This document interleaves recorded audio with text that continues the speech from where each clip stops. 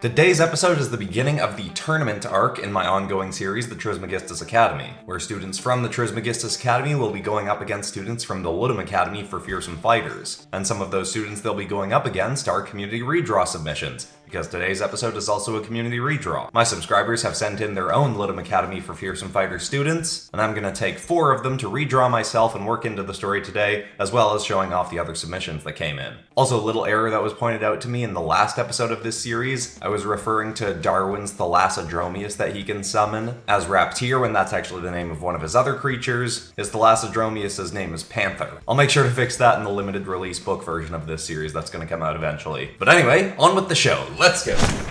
Hit like if you want, subscribe if you feel like, but either way, enjoy the show. Previously on the Trismegistus Academy.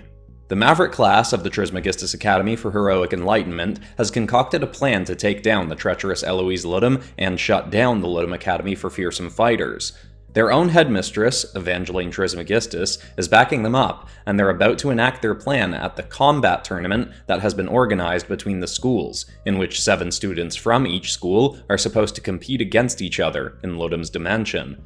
LAFF students Waru Umarek and Katas, aka Tale Fanimo, have done all they can to help from inside the school, possessing 2 devices with which to try and get Ludum out of her own dimension when the combat tournament's completed, where she'll be weakened. Their former fellow student, Alsaya Lamani, who is now a Maverick, is eager to finally take down Ludum as well, especially now that she knows Ludum was trying to leverage her knowledge of who killed Alsaya's overseer sister against her.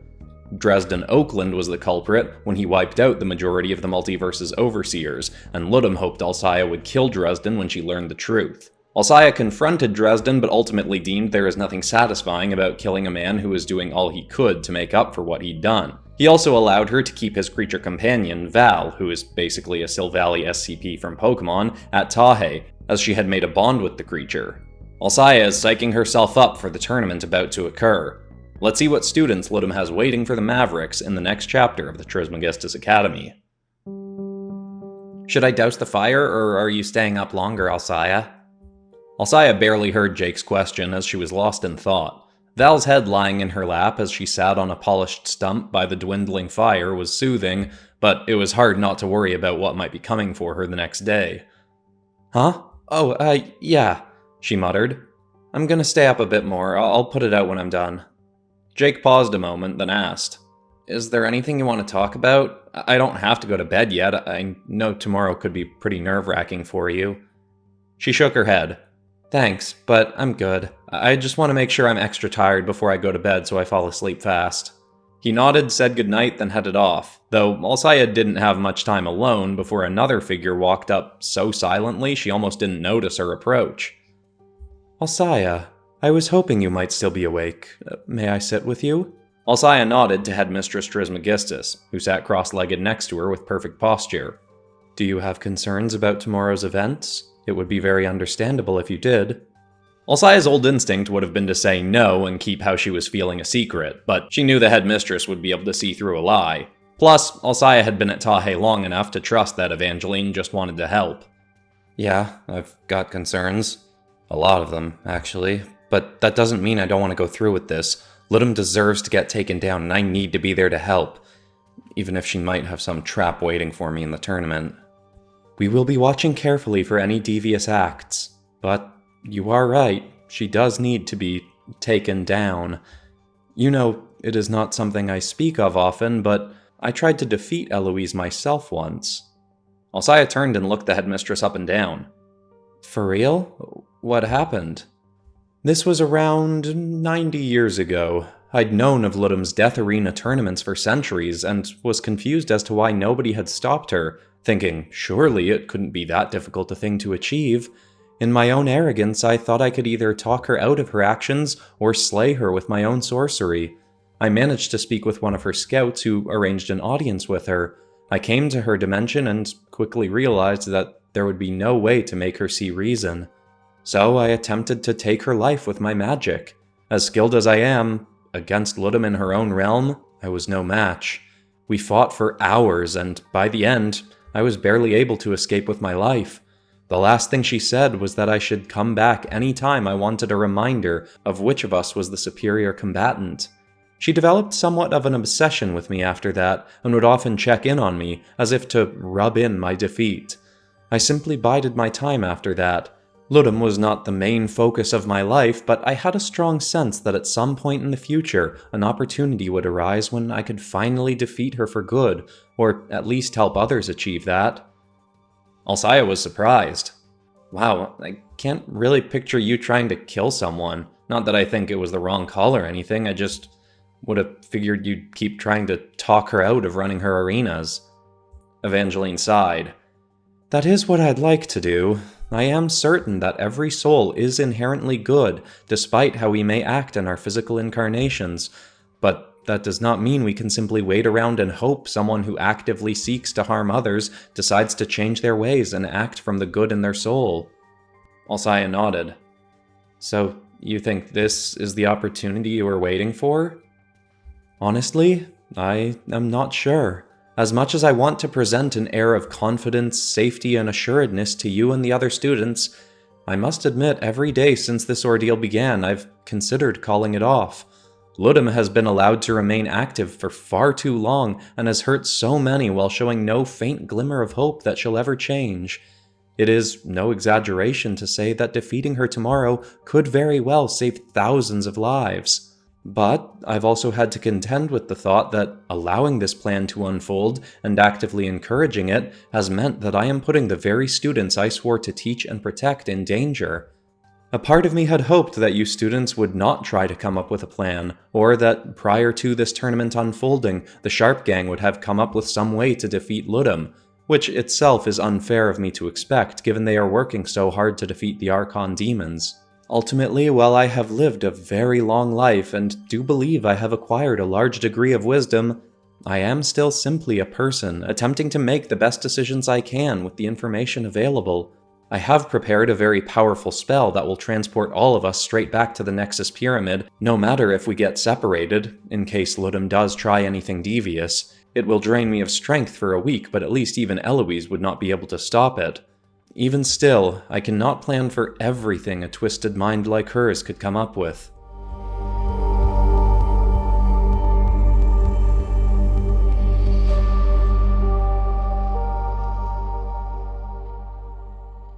Alcaya felt like this should have made her more nervous, but it was actually relaxing to have the headmistress just opening up like this.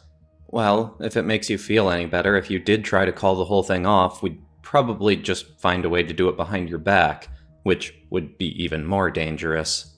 Yes, I had assumed that to be true. Evangeline turned and looked down at Val's head. She pet the creature, and Val let out a loud, rumbling purr. Alcaya, I spoke with Dresden and he mentioned some advice he had given you regarding Elloise, to act as though you have no hatred for her, to keep her from knowing the impact her actions have had on your emotional well-being. Alcaya tensed up briefly, thinking Dresden might have said something about Alcaya wanting to kill Ludum instead of getting her taken to the RAS Foundation, as was the current plan.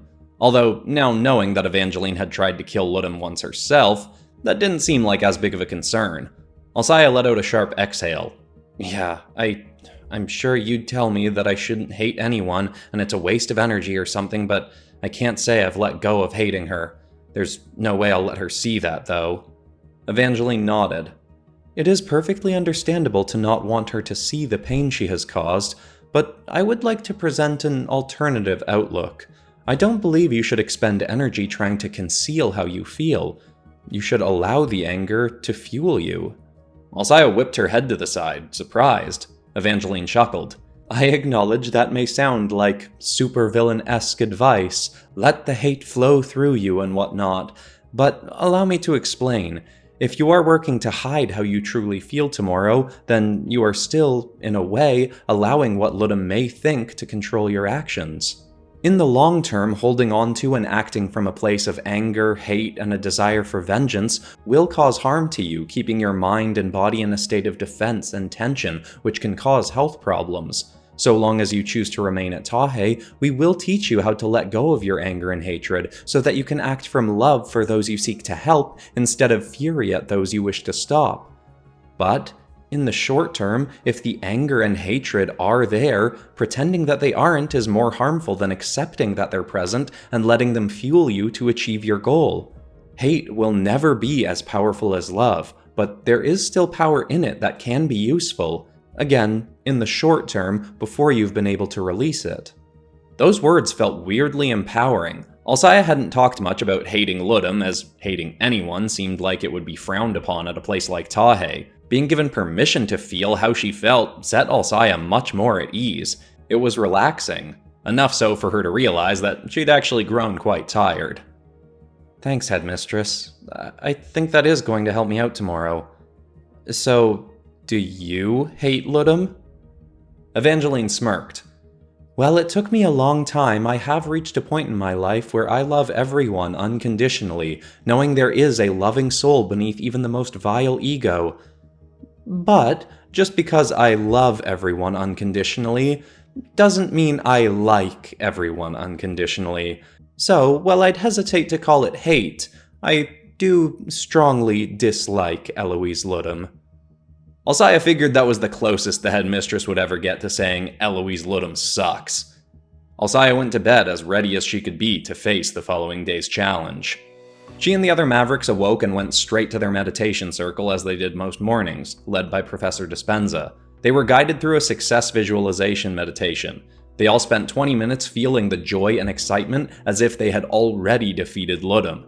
After her talk with Evangeline, Alcaya had an easier time than usual staying in the meditation, and feeling all the positive feelings she was actively bringing up. She came out of it fired up and ready to face the day head on. The class had a hearty breakfast. Dresden came and took Val to T905, where the rest of his team was waiting to face Ludum. Dresden had come by once a week or so to check on Val and to speak with Evangeline about various matters regarding the RAS Foundation. It had become less and less awkward each time he spoke to Alcaya. She certainly hadn't reached a point where she liked Dresden, but she did appreciate that each time he saw her, he did show a genuine concern for her well-being. The Sharp Gang normally didn't have the full team taking a day off from fighting the Archons to do something equally dangerous, but they'd been willing to pull out all the stops for this day to try and help the Mavericks defeat Ludum. They had reached out to some other allies and super teams to help. Many had been busy with matters in their own realms, but a group called the Draco Guard had joined them. They'd hoped a team called the Film Fatales would help out as their powers were borderline overpowered, but they'd been missing for some time, since a short while after helping the Sharp Gang kill the first Archon. Still, if they got Ludum out of her realm, the amount of heroes they had should be more than enough to take her down. An hour before heading off to the tournament, the Mavericks went over all the LAFF students they'd face that day. The roster had changed since Ludum first brought some of her students to Tahe for a visit, and to announce the competition between the schools, but Waru had been able to keep them updated. The number 1 ranked student was Waru himself, who had gotten proficient at using 2 of his 3 powers at a time, but hadn't yet been able to use strength, speed, and energy projection at once. A student named Shinobu Kohaku had climbed up the ranks over the last month, and had managed to snatch rank 2 from Katas. Kohaku was from a world where 4 clans of powerful huntsmen existed, each with different abilities of Japanese Oni beasts. Kohaku's family were tiger-like Oni. She was proficient with many weapons, but most often carried with her a large kanabo, a club-like weapon big enough that someone with average strength would be hard-pressed to even lift it. Along with enhanced strength and speed, she had heightened senses, could wield fire and lightning magic, and could camouflage to a point of near invisibility when standing still or moving slowly. She also had some elevated empathic abilities, being able to sense the emotional state of those around her. Essentially, if you're afraid, she'll know it and be ready to exploit that fear. She'd come to the LAFF after, like Waru's world, her realm had been destroyed by the leader of the Archon demons, El Drorok. She was at the school training to get vengeance against the demon. Katas's God Queller teleportation, agility, and skills with her Starblade, paired with her relentless training in the Chimera capital, had kept her high up in the rankings in 3rd. 4th rank went to Oliver Deimos, a student that Jake and Anna felt they'd likely be well suited to go up against, as his powers came from a demon of fear, who resides within the boy's body. It wasn't a demon from their own realm, but given the crystals that gave Jake and Anna their powers were made to combat Arava's demons of fear, they figured that could still give them a leg up, despite this boy's frightening abilities. The demon within him is called Nightmare, and he can use the beast's power in 2 specific ways. One allows him to manipulate parts of his own body, making them bigger, stronger, faster, and more durable with the Nightmare energy. The other allows him to see the greatest fears of those he faces and turn the energy that emerges from him into physical manifestations of those fears to fight for him. Thankfully, his body, when unenhanced, is as weak as an average 14-year-old, so a few solid hits on him could be very effective, but those hits would be difficult to land. Oliver himself doesn't seem overly eager to hurt his fellow students or anyone else, largely seeming rather apathetic. But Nightmare will occasionally take over control of his body, and the demon is always eager to cause pain and suffering to those around Oliver. He can also manipulate the dreams of other people while they slumber, but that was unlikely to occur during the course of the tournament.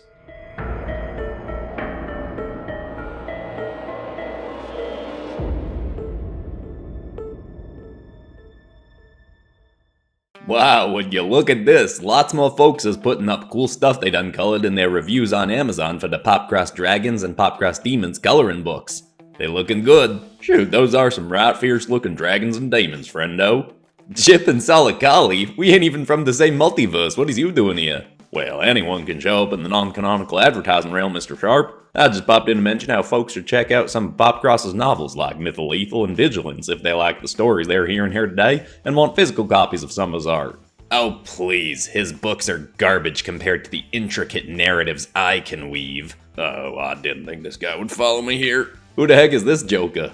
I'm Crispin Parsons. Learn the name, Sharp, because I'm going to be taking over from you as the most beloved character in the PopCross canon any day now. Wait, you saying I'm the most popular currently? Good old Benny Sharp? I would have thought it was someone like Sam and Andy. That guy's great. Sam and Andy, huh? That sort of sounds like the English version of the name my buddy's got, Sake Anya. Well, there you go. Sam and Andy's even got a variant in your universe. Seems like he's the one you need to be going after. Joke around all you want, Sharp, but I'm coming for your title. Parsons here just showed up in the last chapter of our story, and now I ain't one to wish harm on folks. But I am kinda hoping he don't survive through to the next chapter of Starseed Saki. Let's just wrap the ad up here so we'll go away. Books are linked in the description, folks. You can't get rid of me that easily. Ranked 5th was a generally quiet student, but one who became an absolute maniac when in combat. Her name was Khalida Jackal, and she claimed to be the daughter of Anubis, the Egyptian god of the dead from her dimension T454. Oddly though, Evangeline knew the version of Anubis from that realm. She went to speak with him to inquire why he'd allowed his daughter to attend Ludum school, and he claimed to have no daughter by that name. Regardless, she was still a significant threat. She could transform into a werejackal form that granted her enhanced speed, strength, senses, and ferocity. She was also essentially undead, and no matter of damage slowed her down for long. Even if her limbs were severed, this seemed to barely hurt her, and she could simply reattach her body parts. Khalida could also control the chains that hung from her neck and arms, making them stretch out longer and use them to grapple or hit her opponents up to 50 feet away.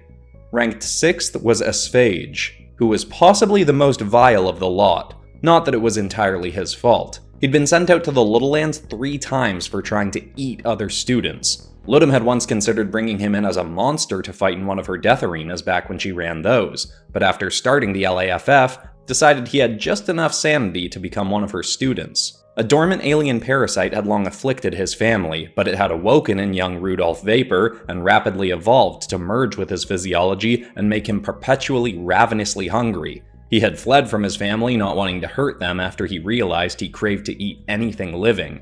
He devoured rats and vermin for some time, but eventually grew desperate enough to sate the hunger that he started attacking, well, larger prey. He too had elevated strength and speed, could stretch his limbs to roughly 3 times their length, and make tendrils that emerged from his skin that could reach up to 30 feet long.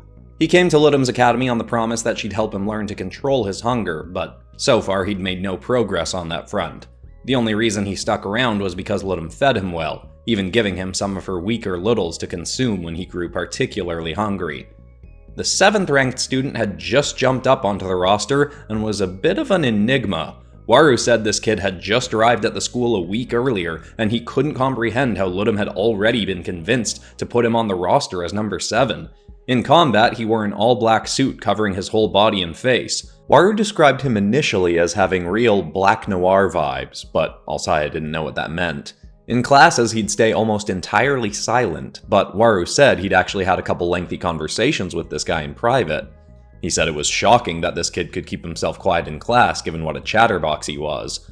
Waru also said they shouldn't worry about this guy being a problem for their plans, but hadn't said much more than that. Even Waru didn't really seem to understand what this kid's powers were. It hadn't set Alcaya at ease to have a new mysterious figure show up. She knew Ludum could have a death trap disguised and waiting for her somewhere in this tournament. It could very well be this kid. While the Mavericks were going over this roster, an assembly with the rest of the school was being gathered. Evangeline had a small swarm of mechanical insects called shutterbugs that Gatly had invented to fly around the tournament and film the event, streaming it back to screens floating above the assembly stage. Just prior to their departure, Evangeline gave a speech to the school, with the Mavericks and their upper year escorts up front. Alcaya had assumed that there would be some bitterness, since no other kids outside the Mavericks had been given an opportunity to compete, but the crowd seemed totally encouraging and excited about the event. Alcaya didn't really pay attention to the speech, she was too amped up. She still liked the idea of Ludum not seeing how angry she was, but was ready to do what Evangeline had suggested, and just use whatever emotions came up as fuel to do what she needed to do. The crowd cheered the students on as the speech concluded. Right after that, Kiko skipped over to Alcaya. "Hey, I just wanted to make sure you were okay. You know we can do this, right? Whatever Ludum tries to throw at you, we'll be there to help if you need us. Plus, you're super tough, so you probably won't need us." Kiko and Alcaya had hung out more after the whole Dresden incident. Even if it had been a bit of a mess, Alcaya had expressed her appreciation for Kiko helping Alcaya open up. Alcaya said, "Thanks, Kiko, and yeah, I'm ready. If any of Ludum's students knock me down, I'll, do the Maverick thing. I'll get back up." Evangeline's head tilted to the side. She sensed that Ludum was ready to open the portal. Because Ludum's dimension was locked and Tahei's required people to enter through the Nexus Pyramid, the headmistresses had to mutually open a portal between their worlds at the same time. Evangeline's spell she'd prepared could get her and all her students out of Ludum's realm if need be, but that was meant to be a last resort. Soon, a purple glimmering portal opened wide enough to stretch across the stage behind the Mavericks. On the other side were Ludum's 7 students, standing just outside the castle-like school's main entrance drawbridge. Ludum suddenly floated down on her stony control platform, which helped her use her expansive overseer abilities and manipulate various aspects of her realm. She came just to the edge of the portal, but didn't go through. "Ah, the day has finally arrived. I hope all you adorable little onlookers are ready to see your fellow students get thumped by some real fighters." Eloise looked directly at Alcaya. "Let's hope you can at least make it a good show." Alcaya shared no expression. She was too focused on what was to come. Evangeline stepped through the portal first, and the Mavericks and upper years followed afterwards. Alcaya felt a chill as she moved from the calm, peaceful atmosphere of Tahei to the musty, dry air of Ludum's realm. They got a dozen or so feet from the still open portal. The shutterbugs flew into place to film, and Evangeline started to speak.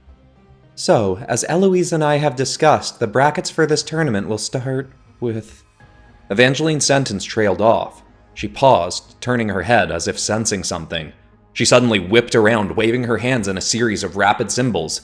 "Students, go back!" A massive gust of wind burst from Evangeline and shoved all the students back towards the portal. But just before Alcaya reached it, it glitched out of existence.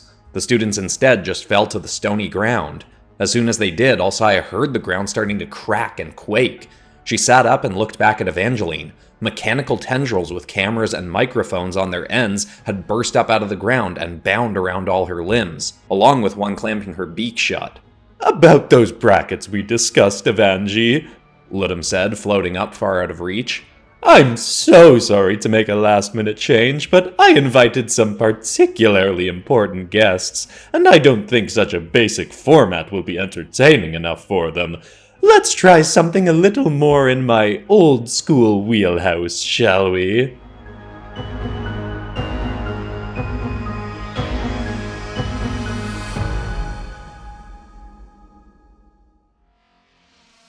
The ground beneath all the Tahei students and the LAFF kids crumbled, and Alcaya started falling into blackness. The flyers in the class instantly leapt into action to try and catch everyone, but before Zenith could reach Alcaya, more mechanical tendrils burst out of holes in the walls and bound around all the students. One snatched around Alcaya's leg and ripped her away from the others. She tried kicking the tendril off her as she was dragged through the blackness, but it was no use.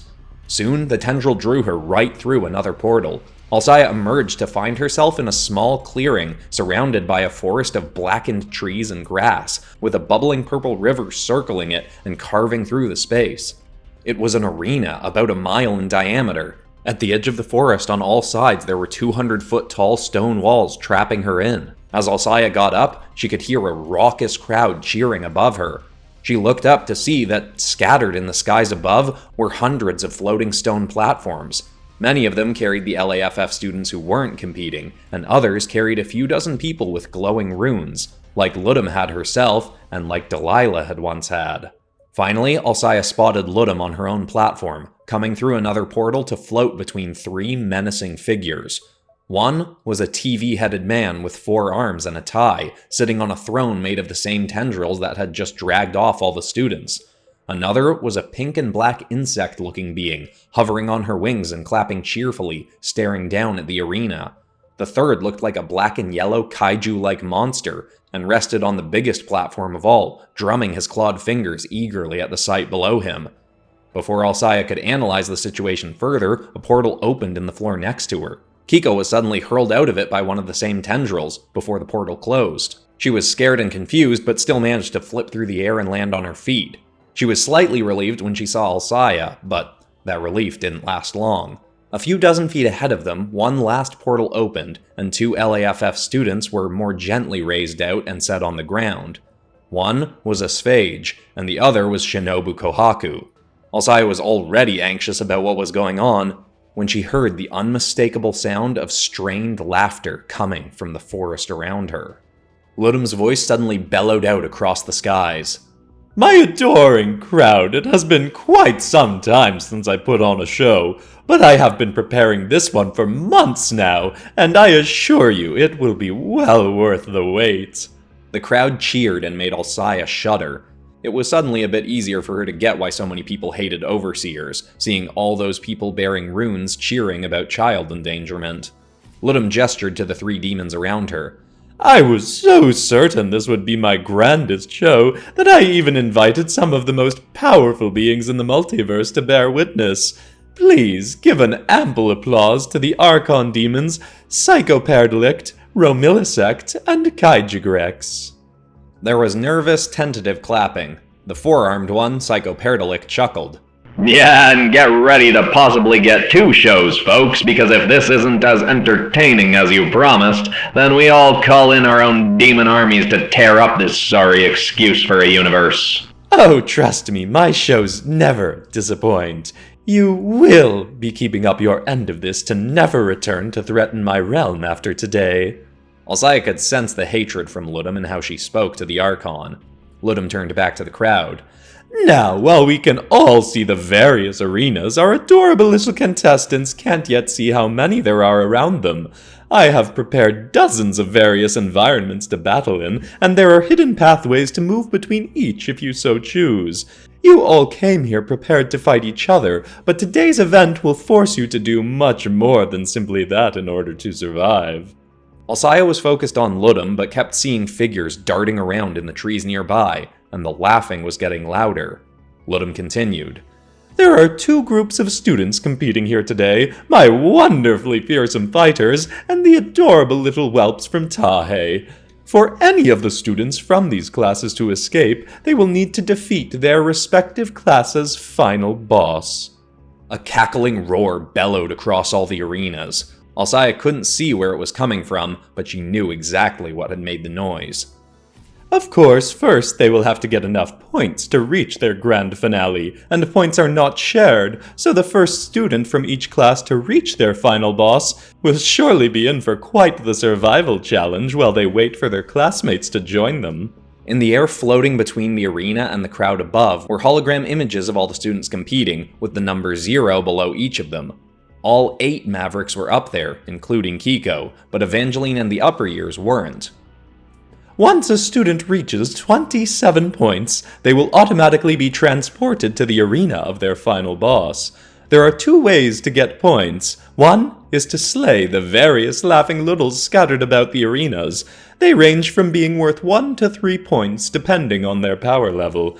That method of getting points was largely added because I know the whiny little Tahe students will be reluctant to use the most effective way to get points. You can get 25 points in one shot simply by killing a student from the opposing class. Alcaya looked across the field at Asphage and Kohaku. She couldn't read Kohaku's expression because of her mask, but Asphage looked ravenous and ready to try devouring her or Kiko. This was not going to be easy. Taking out a minimum of 9 Laughing Littles each was hard enough, let alone achieving that while trying to not get killed by LAFF students. Alcaya hoped that the Fearsome Fighters might have more humanity in them than she expected from kids of Ludum School, but it was harder to maintain that hope when Ludum raised the stakes. For the Mavericks, the most beautiful and precious of my Laughing Littles, the Little Canis, will be waiting for them as their finale. My own students will be pitted against the headmistress of Tahe, who is currently residing in a magic-dampening field, created with the generous assistance of our visiting Archons. But don't think that means she will be an easy mark, students. She's a feisty little peacock. It will likely take at least a few of you working in tandem to defeat her. Oh, and one last thing. Once one class manages to slay their final boss, the opposing class loses their chance at victory, and we will simply watch as wave after wave of Laughing Little are sent into the arena until you're all finished off. Lastly, if anyone, for any reason, in any way happens to transport in or out of this dimension while these grand games are underway, I send all the Littles in at once and you all lose your lives.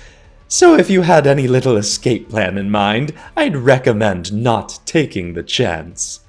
Alcaya assumed Evangeline would still be willing to protect her students by teleporting them all out of there if she could. The magic dampening field was likely keeping her from being able to use the spell she'd prepared. Whether they liked it or not, they had to play Ludum's game.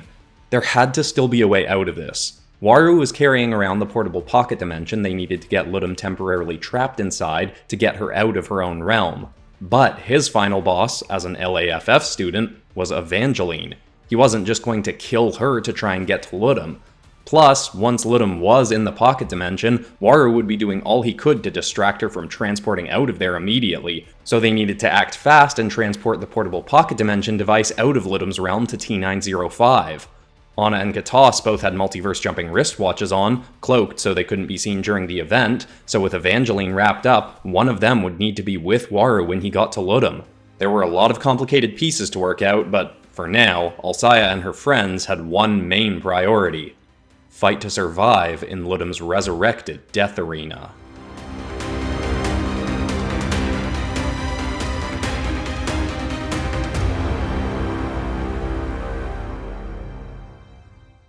If you enjoyed this episode and you haven't seen the full Trismegistus Academy series, you might want to go back to the beginning and watch that. Or maybe just jump back to a really old PopCross Community Redraw just for, nostalgic purposes. I did that recently and it was kind of fun seeing how far the channel's come. I'll link one in the cards. Huge thank you to everybody who submitted for this episode, and thank you in particular to the people that were chosen. Draco Wynn, Kevin Spud, Funkin' Forever, and Knight of Arcane, who I've actually collabed with a couple times. I'll link one of those videos in the cards. You might want to check out Knight of Arcane's channel. Now for the August 2025 PopCross Community Redraw, for anyone that wants to participate, I want you to submit your own version of a DreamWorks animated character turned into a demon. This will be a demon set in the universe of my demon characters, and you can have it set in the past, back before the events of Fear of the Demon Hunters, or in the modern day. But for some context of that universe, if you don't know it very well, you might want to check out something like my Fear of the Demon Hunters series. But besides that, that's all for today, except of course for ending this video on some kind of positive or inspiring note, and I'm just gonna go with something that was worked into this story. The idea that if you have some big goal you want to achieve, whether it's some kind of career goal or fitness goal or whatever, in the early days when you're still trying to get more discipline and pushing yourself towards working on this thing, use whatever you have in you for fuel. If you're driven by, say, trying to impress other people, in the long term, that's not a good thing to hold on to, because eventually you'll find that no matter how successful you become, you won't be able to impress everybody, and ultimately it's more important to impress yourself. But again, early on, you gotta just use whatever is in you to get you motivated and moving forward. Use whatever fuel you have, then once you've got momentum going, you can start figuring out how to be driven by something more positive. I hope that's inspiring, I love you all, and I'll see you all in the next episode on Friday.